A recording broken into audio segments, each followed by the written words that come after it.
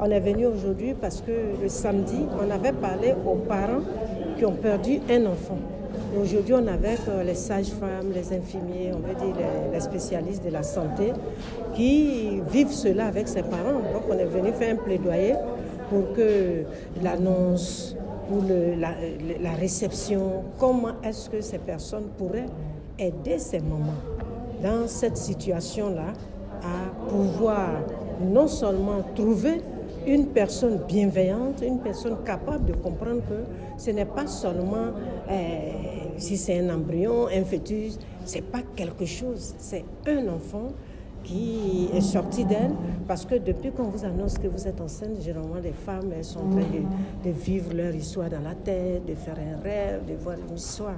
Donc quand cette histoire est inachevée, comment est-ce que la sage-femme, si c'est un mort-né ou bien c'est une fausse couche, si cela se passe dans leur domaine, comment est-ce qu'elle pourrait annoncer cela en respectant la douleur, en ne leur disant pas, bon, tu n'as pas voulu faire ceci, c'est là l'enfant, culpabiliser une femme qui a déjà perdu un enfant, c'est délicat. Et c'est pour ça qu'on a montré que la personnalité du spécialiste est importante. Parce qu'on donne ce qu'on a, on donne ce qu'on est. Quand on est une personne empathique, quand on est une personne affectueuse, on respecte le deuil, on respecte la souffrance. Et là, on prend la personne peut-être dans nos bras, on essaie de toucher ses doigts, on essaie de lui apporter des paroles valorisantes et surtout on essaie de faire un langage non verbal. C'est vrai qu'on peut lui dire Yako, ceci, mais le fait d'être à côté, de donner son numéro pour lui dire je suis là, si tu as envie de parler à quelqu'un. Maintenant, dans les zones où il y a des spécialistes, de dire à la dame de voir un psychologue qui va l'aider à vivre son deuil et à surmonter. Parce que là, on ne te comprend pas. Même des spécialistes vont dire ah non, on ne pleure pas, c'est pas ça. Donc c'est surtout leur montrer que c'est un vrai deuil et il faut aider la personne à vivre ce deuil et à en guérir et non l'étouffer en elle-même. Donc on est là parler pour que le comportement change au niveau de la perception de ce genre de drame et au niveau également de l'accompagnement des mamans qui ont vécu ce drame. Je voudrais dire merci, un grand merci à l'ASIF, l'Association des sages-femmes de Côte d'Ivoire, parce que depuis Cotonou, lorsque j'ai matérialisé le besoin de m'entretenir avec elle, cela a été spontané. Leur oui a été spontané. Et je voudrais donc remercier la présidente, mais remercier en même temps ma sœur Clémence Kouassi, qui a organisé les assises Maman-Ja à Abidjan et qui a spontanément dit oui aussi pour participer à cette activité. Dire un grand merci à Madame Pouan, psychologue, qui est venue nous faire toucher du doigt une réalité que nous ne voyons pas forcément. Et bien entendu, dire merci à Dr Guillaume, gynécologue. Et toutes ces personnes ont été choisies avec soin parce que sur toute la chaîne, elles interviennent pour qu'une femme qui perd un enfant puisse ne pas ressentir une perte totale. C'est très très important que dans nos hôpitaux, que ce soit ici à Abidjan ou à Cotonou où je vis ou ailleurs en Afrique, une femme puisse se sentir en sécurité dans un hôpital. Et se sentir en sécurité, ce n'est pas juste recouvrer la forme physique, c'est surtout recouvrer la santé émotionnelle. Parce que sans la santé émotionnelle, on est juste des loques humains. C'est notre santé émotionnelle qui vient être un gage de notre santé physique. Et c'est pourquoi il était très important pour moi, avant de quitter Abidjan, de pouvoir rencontrer les sages-femmes et de parler au nom de toutes les femmes qui ont un jour franchi les portes d'un hôpital en espérant rentrer chez elles avec un bébé, mais qui plutôt ont rencontré la mort en chemin.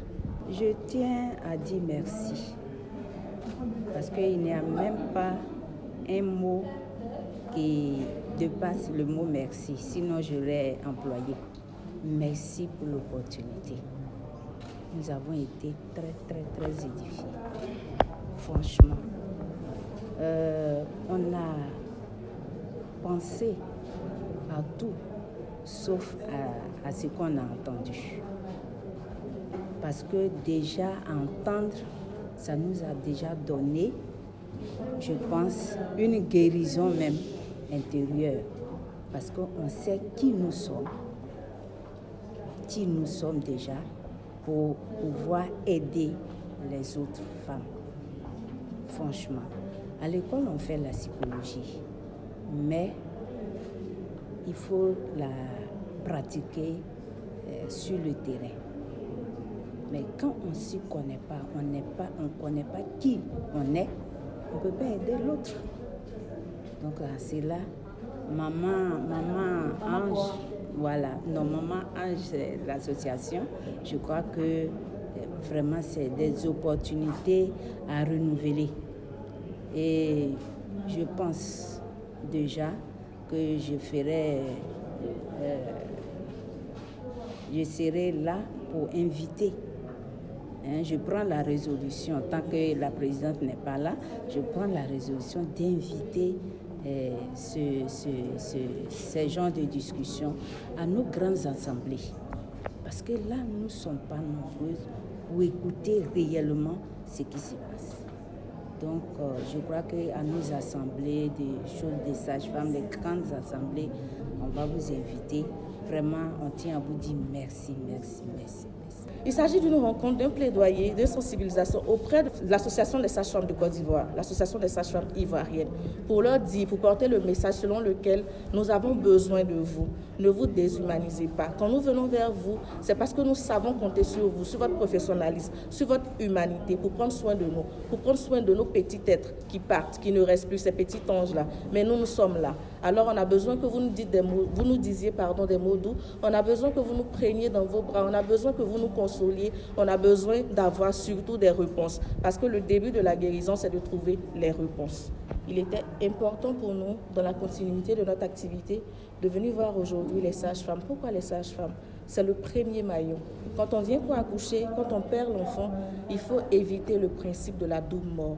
Quand on dit à une maman, non, l'enfant que tu as perdu là, beaucoup en ont perdu comme ça.